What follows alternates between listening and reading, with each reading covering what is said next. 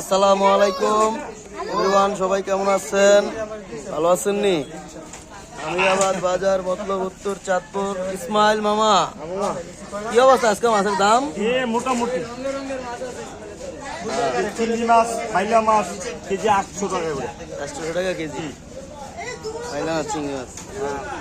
পদ্মার ইলিশ আছে। ভাই আজকে আমরা এত খেবা গেলে একটু বলেন তো, মাছের দাম কি এত চড়া? আচ্ছা, আমরা ভাই এত খেবা গেলে আজকে ভাই মাছ তো ভাই গোল্ডেন মাছ, কথা বুঝছেন? কাস্টমার কম, কথা বুঝেন। মাছের দামও কম আছে। কয় টাকা কেজি এটা? 1800-1900 টাকা কেজি আছে। 1800-1900 টাকা কেজি। ইলিশ।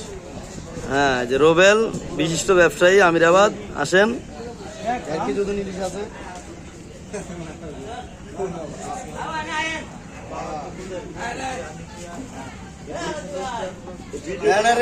এটা 750 টাকা কেজি, এটা 750 টাকা।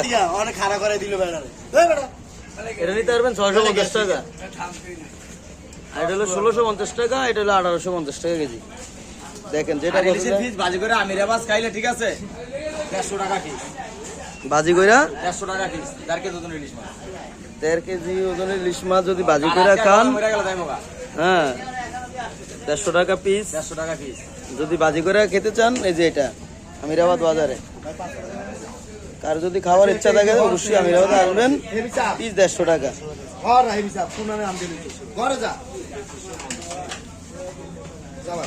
কাস্টমার থাকবে মাছ মানে কি কাম করে না।